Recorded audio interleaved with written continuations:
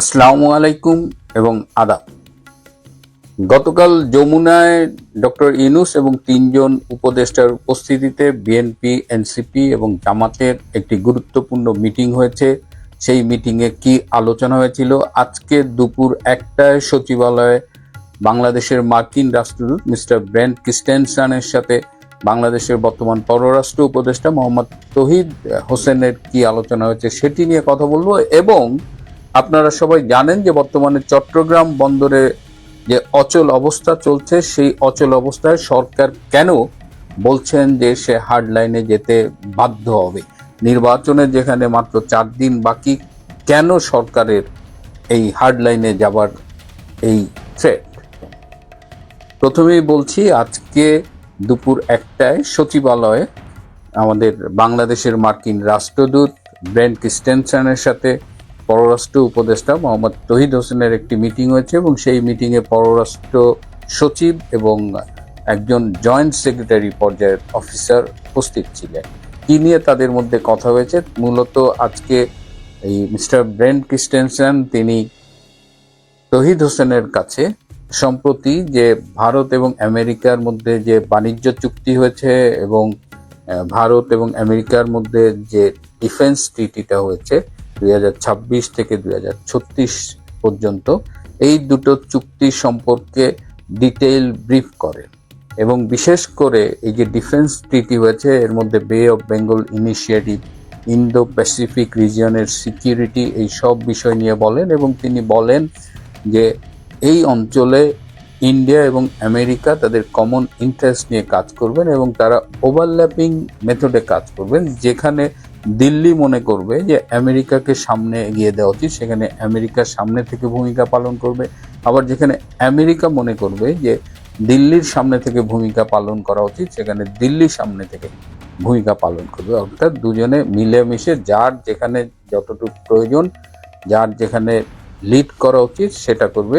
এই পুরো বিষয়টাই তৌহিদ হোসেনকে বুঝিয়ে দিলেন। তৌহিদ হোসেন চলে যাবেন, আর 4 দিন পরে নির্বাচনে যদি নতুন সরকার আসে, তৌহিদ হোসেন আর বেশি দিন থাকবার কথা নয়। তাহলে একজন চলে যাওয়া প্রস্থান উদ্ধত একজন পররাষ্ট্র উপদেষ্টার কাছে মার্কিন রাষ্ট্রদূত আসলে এগুলো কেন বললেন, কি বার্তা দিলেন? এর মধ্য দিয়ে আসলে মার্কিন রাষ্ট্রদূতদের পক্ষ থেকেও স্পষ্ট করে বলা হয়েছে যে বর্তমান বাস্তবতায় জিওপলিটিক্যাল সিচুয়েশন এবং সব কিছু মিলিয়ে ভারত এবং আমেরিকা বন্ধু হিসেবে কাছাকাছি অবস্থান করছে এবং একসাথে কাজ করছে এবং এই রিজিয়নের ইন্টারেস্ট তারা একসাথেই দেখবে। এই বাস্তবতা বিবেচনা করে বাংলাদেশের উচিত আমেরিকা এবং ভারতের সাথে তাদের সম্পর্ক নির্ধারণ করা। বিগত দিনে ডক্টর ইউনূস সরকার যেভাবে ভারতের সাথে পায়ে পা লাগিয়ে ঝগড়া করেছে এবং ইউনূস সরকার অনেকেই মনে করেন এবং যেটা কিছুটা সত্যি যে তারা আমেরিকার আশীর্বাদ নিয়েই ক্ষমতায় এসেছিলেন, কিন্তু পরবর্তীতে দেখা গেছে ইউনূসের চলে যাওয়ার সময় আমেরিকার সাথে ইউনূসের সম্পর্ক আর আগের মতো উষ্ণ নেই। সুতরাং বাংলা ভাষায় যদি বলা যায় তাহলে ব্রেন্ট ক্রিস্টেনসেন তৌহিদ হোসেনকে বলেছে যে ডক্টর ইউনূসের সরকারের আর উচিত হবে না ভারতের সাথে চুদুরবুদুর করা।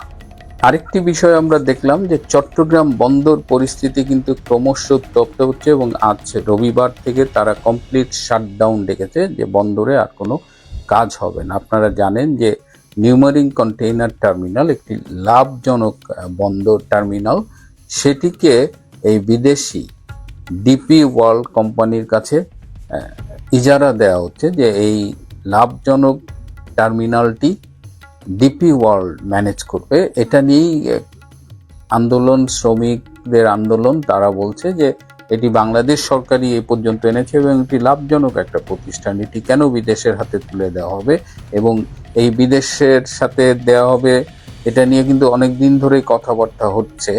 এবং এখন যে অবস্থা দাঁড়িয়েছে, গত বৃহস্পতিবার নৌ উপদেষ্টা ব্রিগেডিয়ার সাখাওয়াত চিটাঙে গিয়ে বলেছে এসেছেন যে কোনো অবস্থায় এই ইজারা বাতিলের সুযোগ এখন আর নেই, ইজারা বাতিল থেকে সরকার আর পিছু হটতে পারবে না। এবং আজকে তিনি যখন কমপ্লিট শাটডাউন হয়েছে তখন ঢাকায় সচিবালয়ে বলেছেন যে সরকার এখন হার্ড লাইনে যেতে বাধ্য। কেন সরকার হার্ড লাইনে যাচ্ছে? কেন ডিপি ওয়ার্ল্ডকে এই বন্দর, এই টার্মিনালটি ইজারা দেওয়ার জন্য এত উঠে পড়ে লেগেছে ইউনূস সরকার, এটা কেঁচো খুঁড়তে গিয়ে সাপ বের হবার মতো একটা বিষয়। আপনাদের হয়তো মনে আছে বেশ কয়েক মাস আগে আমি এই এনসিটি টার্মিনাল ইজারা দেওয়া নিয়ে একটা এপিসোড করেছিলাম এবং সেখানে আমি বলেছিলাম যে এই মধ্যবর্তী কিছু ইন্টারিম টাইমে বলা যায় যে সেখানে এটিকে সাবলেট দেওয়া ছিল, যারা এনসিটিকে আগে ম্যানেজ করতো তাদেরই সাবলেট দেওয়া ছিল এবং এনসিটি এখন ডিপি ওয়ার্ল্ড চালাবে। এই ডিপি ওয়ার্ল্ডের চেয়ারপারসন কে? এই ডিপি ওয়ার্ল্ডের চেয়ারপারসন হলো সুলতান আহমেদ বিন সুলাইম। এই ব্যবসায়ী ভদ্রলোক ইউনাইটেড আরব আমিরাতের শাসক গোষ্ঠীর সাথে খুবই ঘনিষ্ঠ এবং গত 9 এপ্রিল তিনি যমুনায় ডক্টর ইউনূসের সাথে মিটিং করে গিয়েছিলেন। ডক্টর ইউনূসের তিনি খুব ঘনিষ্ঠ। আপনারা যারা এপস্টেইন ফাইল ফলো করছেন, জেফরি এপস্টেইন, সেই জেফরি এপস্টেইনের খুব ঘনিষ্ঠ বন্ধু হলো এই ডিপি ওয়ার্ল্ডের চেয়ারম্যান এবং সেই সূত্রে তিনি ইউনূসের পূর্ব পরিচিত এবং তারা খুব ঘনিষ্ঠ বন্ধু। এই ডিপি ওয়ার্ল্ডের চেয়ারম্যান সুলতান আহমেদ, তার একটা স্পেশালিটি আছে। জেফরি এপস্টেইনের ফাইলে অনেকের নাম আসছে, কিন্তু জেফরি এপস্টেইন যাদের খুব ব্যক্তিগতভাবে পছন্দ করতেন তাদের মধ্যে একজন ছিলেন এই ডিপি ওয়ার্ল্ডের চেয়ারম্যান সুলতান আহমেদ। এবং তাদের ফাঁস হওয়া একটা ইমেলে জেফরি সুলতানকে জানাচ্ছে যে নিশ্চয়ই তুমি খুব মজা পেয়েছো। তার মানে কোনো একটা তরুণীকে পাঠিয়েছিল এবং সম্ভোগের পরে তার প্রতিক্রিয়া জানিয়ে এপস্টেইন বলছেন, এবং এপস্টেইন এটাও বলছেন যে তুমি আমার খুব প্রিয় একজন বন্ধু এবং তুমি আমার মতোই ক্রেজি। এবং আমরা এই ছবিও দেখেছি যে এই সুলতান আহমেদ জেফরি এপস্টেইনকে রান্না করে খাওয়াচ্ছে এবং জেফরি এপস্টেইন পাশে বসে আছে এবং তার কোলে একজন খুব অল্প বয়স্ক কিশোরী। সো এই যে এপস্টেইনের কালো ওয়ার্ল্ডের, এই ব্ল্যাক ওয়ার্ল্ডের ডক্টর ইউনূস কিন্তু খুব ঘনিষ্ঠ এবং এই ঘনিষ্ঠতা এবং আরও একটা কারণ আছে।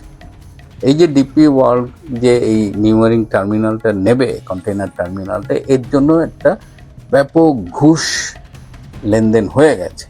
তো ডক্টর ইউনূস, ব্রিগেডিয়ার সাখাওয়াত, তারা অলরেডি ডিপি ওয়ার্ল্ডকে কাজ দেওয়ার বিনিময়ে একটা বড় অঙ্কের টাকা আত্মসাৎ করেছে, ঘুষ খেয়েছে। এখন এই টাকা তো আর ফিরিয়ে দেওয়া যাবে না। সুতরাং একদিকে এপস্টেইন কাণ্ড, পূর্ব পরিচিত ঘনিষ্ঠতা, আর একদিকে হলো ব্যাপক ঘুষের লেনদেন হয়ে গেছে। সুতরাং ডিপি ওয়ার্ল্ডকে তারা যেহেতু চলে যাবে 4 দিন পরে, নির্বাচন হলে খুব দ্রুত চলে যাবে বলে আশা করা হয়, তাই তারা যে কোনোভাবেই হোক তাদের যে ঘুষটা খেয়েছে, তাদের যে বন্ধুত্ব, এগুলো সব মিলিয়ে যে কোনো উপায়ে হোক নিউমারিং কন্টেইনার টার্মিনালটা তারা ডিপি ওয়ার্ল্ডকে দিয়ে যেতে চায়, কিন্তু বন্দরের শ্রমিক কর্মচারীরা সেটি মানছে না। এখন দেখা যাক, ঘুষ খেয়ে বিপদে পড়ে গেছে ডক্টর ইউনূস এবং এই নৌ উপদেষ্টা এবং তাদের গং, কি করা যায়।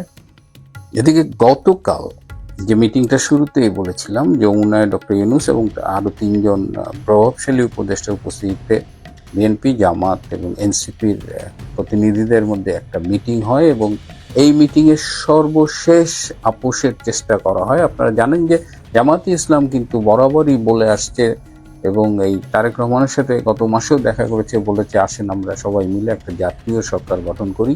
এবং গতকাল শেষ মিটিংটি হয়েছিল যেখানে আপোষ হওয়ার চেষ্টা করা হয়েছে কে কয়টা আসন পাবে এবং সবাই মিলেমিশে জাতীয় সরকার গঠন করবে। এবং সেখানে তারেক রহমান খুব স্পষ্টভাবে জানিয়ে দিয়েছে তিনি জামাতের সাথে জাতীয় সরকার গঠনে আগ্রহী না। এর আগে তিনি রয়টারে একটা ইন্টারভিউ দিয়েছেন, সেখানেও তিনি বলেছেন যে তার দল সংখ্যাগরিষ্ঠ আসনে জয়লাভ করলে তিনি চান যে জামাত একটা শক্তিশালী বিরোধী দল হিসেবে থাকুক। সুতরাং ডক্টর ইউনূসের এই যে সবাইকে নিয়ে একটা সরকার গঠন করা, সেখানে এনসিপিকে রাখা, এনসিপির কয়েকজন মন্ত্রী বানানো, জামাতকে রাখা, এটা তার একটা প্ল্যান ছিল, সেটা ব্যর্থ হয়ে গেছে। তো আরেকটা প্ল্যানের কথা শোনা যাচ্ছে, সেটা নিয়ে আমি কাল পরশু হয়তো কথা বলবো।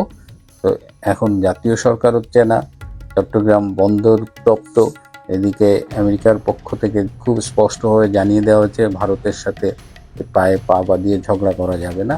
এই অবস্থায় অনেক কিছুই শোনা যাচ্ছে। আগামী 3 দিন খুবই গুরুত্বপূর্ণ, নির্বাচন 12 তারিখে হবে বলেই ধারণা করা হচ্ছে, কিন্তু নির্বাচন কমিশনের কিন্তু প্রস্তুতি নেই। এখনও 60টি জেলায় নির্বাচনী সামগ্রী পৌঁছায়নি, গাজীপুরে সামগ্রী বিতরণ স্থগিত। সব মিলিয়ে এই নির্বাচন কমিশন যে একটা লেজে গবরে অবস্থা পাকিয়ে ফেলেছে। দর্শক, পুজোর আগেই বিসর্জনের বাদ্যি বাজতে শুরু করে দিয়েছে।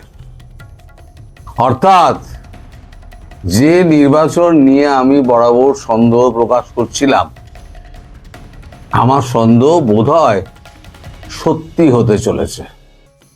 অর্থাৎ 12 তারিখ নির্বাচন নিয়ে আগে যেটা 50-50 ছিল, সেটা এসে এখন 75-25 দাঁড়িয়েছে।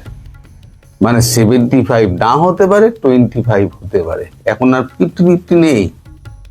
কারণ যে সমস্ত ঘটনা ঘটছে তাতে এটা বলাই যায় যে বিসর্জনের বাদ্যি বেজে গেছে। এখন শুধু ঠাকুরটাকে পুজোর আগে ভাসিয়ে দেওয়া। অনেক রকম কাণ্ড ঘটছে এখানে। ধরুন, উপদেষ্টারা সব চলে যেতে চাইছেন, কিছু কিছু উপদেষ্টার পরিবার আবার বিদেশ চলে গেছেন। আমি নাম ধরে ধরে বলে দেব, একটু ওয়েট করুন। এটা ইতিহাসের সেরা নির্বাচন নাকি নিকৃষ্টতম প্রহসন অথবা তামাশা, যেভাবেই ব্যাখ্যা করুন, এই যে আমাদের ডক্টর ইউনূস, তার মধ্যে তো বিশেষ বিশেষ প্রতিভা উনি আবিষ্কার করেছেন। এই মেটিকুলাস ডিজাইনের একটা প্রতিভা উনি আবিষ্কার করতে গিয়েছিলেন, কিন্তু নিজের ফাঁদে নিজে জড়িয়ে পড়েছেন। আচ্ছা, আপনাদের দেশে ইউরোপিয়ান ইউনিয়নের একটা বিশেষ পর্যবেক্ষক দল এসছেন, কমনওয়েলথের 11 জনের একটা দল এসছেন। তার নেতৃত্বে আছেন প্রাক্তন রাষ্ট্রপতি নানা অপক্কু আত্মার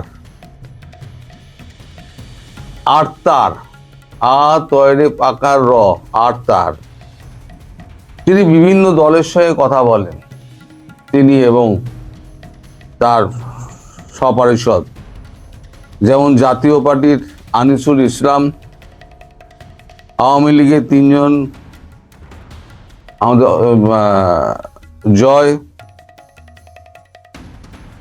জয় পুরো নামটা আমি জানি না বলে আমি পুরো নামটা বলতে পারলাম না, আমি দুঃখিত। ডক্টর সেলিম মাহমুদ, ডক্টর জাহানারা আরজু, এই 3 জন ছিলেন। এই 3 জন পরিষ্কার বলে দিয়েছেন যে পৃথিবীতে এমন কোনো নিদর্শন নেই যেখানে কোনো রাজনৈতিক দলকে একেবারে অবৈধ এবং নির্বাসিত করে ব্যান করে দিয়ে নির্বাচন হচ্ছে। যদি কেউ অপরাধী থাকে তাকে নির্বাচন থেকে বাদ দেওয়া যেতে পারে, কিন্তু রাজনৈতিক দলকে নির্বাচন থেকে সরিয়ে দেওয়া, এটা পৃথিবীতে কোথাও কখনো হয়নি। ফলে এই নির্বাচন পৃথিবীর কেউ মান্যতা দেবে না। আওয়ামী লীগের তথ্য ও সম্পাদক উপদেষ্টা সেলিম মাহমুদ, তিনিও এইখানে উপস্থিত ছিলেন। এর আগে আপনারা জানেন, ইউরোপিয়ান ইউনিয়ন একটা বিবৃতি দিয়ে জানিয়েছিল যে আওয়ামী লীগ ছাড়া একতরফা নির্বাচন হলে সেই নির্বাচন মান্যতা পাবে না। এ তো গেল এই দিকের ব্যাপার। কালকে সন্ধ্যেবেলা ধুমধুমার কাণ্ড ঘটেছে যমুনাতে। যমুনা একটা মিটিং ডাকা হয়েছিল। ডক্টর ইউনূস